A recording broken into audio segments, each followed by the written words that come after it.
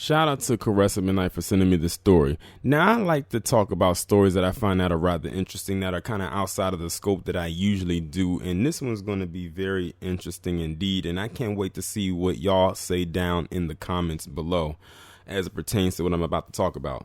Now, y'all see the obvious on your screen. It's a picture of money where you have $100, $20 in dollar bills. Now, this story is coming out of New York. Now, why I said this is going to be very interesting is because it's literally, in some cases, what some people will see as turning back the clock hands of time and going backwards instead of going forwards. So basically what's going on is the state of New York says that now they have implemented something where businesses there have to accept cash or face consequences. Basically, we live in an age now where a lot of people are either paying through a card, a credit card, or a debit card, or they're paying through Cash App or that Square app. I forgot what I think it's a Square app or something like that. Or they're doing Apple Pay or Google Pay, or paying through their phone instead of actually paying in cash. Well, now, like I said, they are making it now where those businesses, if they have gone cashless, which a lot of businesses nowadays are starting to do, they're going to have to accept cash or they're going to have to face a fine. Now, I'm going to go ahead and read this article and see what else we can find out. From a cup of coffee to a car ride, mobile devices or plastic cards are becoming the preferred and sometimes exclusive methods of payment in many parts of the world. But being forced to pay that way rather soon than having the option of using cash may soon be illegal in New York City.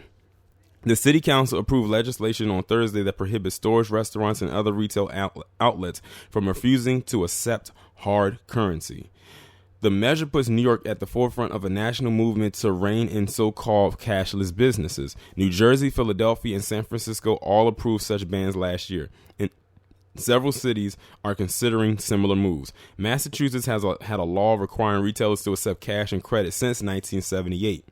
But New York City officials have also targeted ride-sharing and meal delivery apps, as well as facial recognition for building entries, all in an effort to blunt the impact of advancing technology on those who are unable to use it because of financial circumstances, unwilling to for philosophical reasons, or vulnerable to its darker aspects. Consumers should have the right to choose if they want to pay in cash or not, said Councilman Richie Torres, the bill's lead sponsor. We are reining in the excesses of the digital economy. Under the bill, businesses that refuse cash face fines of $1,000 for a first violation and $1,500 for each subsequent offense. Businesses with devices that convert cash to cards, like those found in many laundromats, are exempt under certain conditions, including a provision that there be no fee for such cards.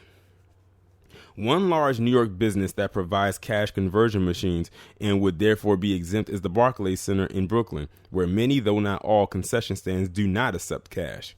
With 23 of Mr. Torres' colleagues signing on as sponsors, the bill, which he first introduced in 2018, passed the city council by a 43-3 margin on Thursday. A spokeswoman for Mayor Bill de Blasio said on Wednesday that he supported the intent of the legislation, but that his administration still plans to review it. Carmen Yeager, a Democratic councilman from Brooklyn, criticized those who voted for the measure of overreaching. We are inserting ourselves in the business of business in a way that we don't have the right to. The move to protect the use of cash comes amid a worldwide trend toward electronic payments that is being driven by various factors. For many people, it is simply more convenient to buy something with a swipe or a tap. Businesses that refuse cash say it is faster and easier for workers to process digital payments and keep customer lines moving, which is actually true. That it says fans of the cashless approach also say it spares employees from mundane tasks like counting money and limits the danger of robbery and theft, which is also very true. But critics of cashless businesses say they discriminate against people who lack bank accounts and credit cards, while also raising the specter of hackers stealing personal data tied to digital transactions. The city's Department of Consumer Affairs said that last year that 1 in 9 New York households did not have a bank account and that 1 in 5 were underbanked, meaning they had a checking or savings account but relied on something other than a bank to cash a check. Bronx households, the agency said, were around twice as likely not to have a bank account. I worry about the real-world discriminatory effect that cashless businesses can have on the New Yorkers, especially in communities of color, Mr. Torres, a Bronx Democrat, said. The prospect of the council prohibiting businesses from refusing cash appeared to go over well with Maren Berthelsen and Lucia Burns, two friends who were having lunch on Thursdays at Mulberry and Vine on Warren Street in Manhattan. A sign near the restaurant register informed customers that cash was not accepted, and neither woman was happy about it. I think it's incredibly discriminatory not to accept cash because some people can't get credit.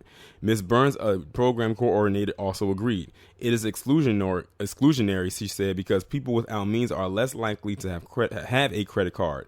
The National Retail Federation of Trade Group has taken the position that retailers should have the right to choose which payments to accept and decide for themselves whether going cashless makes sense for their businesses. Beyond that, Stephanie March said, measures like the ones to be voted on in New York City were a solution in search of a problem since cashless stores are fairly uncommon. Still, a report from the Federal Reserve Bank of San Francisco, cited by the Federation, showed the portion of transactions made in cash falling to 30% in 2017 from 40% in 2012. The salad chain Sweetgreen was among the businesses with New York City outlets that had gone cashless. The company reversed course last year, saying that limiting how customers could pay have the unintended consequence of excluding those who prefer to pay or can pay with only cash. Another restaurant chain that operates in New York City and does not accept cash is Dos Toros Taqueria. I know I probably messed that up. Declined to comment on the passage of the cashless store ban.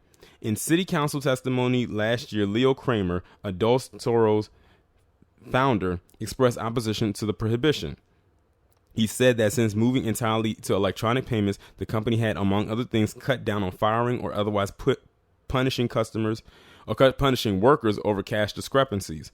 Mr. Kramer also said that in considering expanding beyond New York, Dos Toros had picked Chicago over Boston in part because of the Massachusetts law.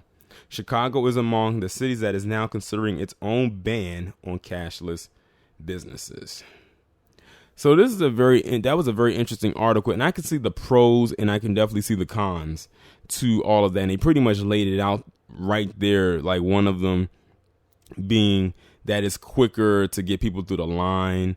They don't have to worry about counting a whole bunch of money or miscounting any money, which like at one time was a big deal because you had some people working at cash register that did not know how to count, even when it was right there on the screen how much the person got back, and they still miscalculated people's money and everything like that. And I think people got tired of dealing with that. But also the con is that it can be easily hacked if someone can get a hold of that information. And that's nothing you want to go through. Take it from somebody who has dealt with identity theft with their bank card back when they were in college. It's no fun. Trust me.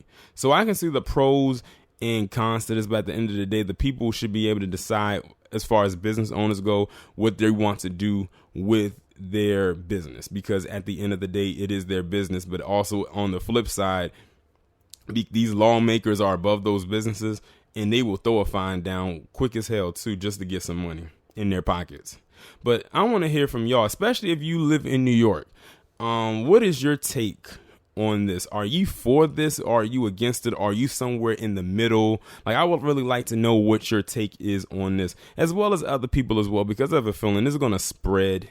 Like I said, what starts in one place it will start to head into another, and this wasn't the first place apparently where it started at. But I would like to hear from y'all down in the comments. Y'all let me know what you think. Like, share, subscribe. Make sure to follow me on Twitter if you haven't done so already. Have the notifications turned on, and I will talk to you in the next one.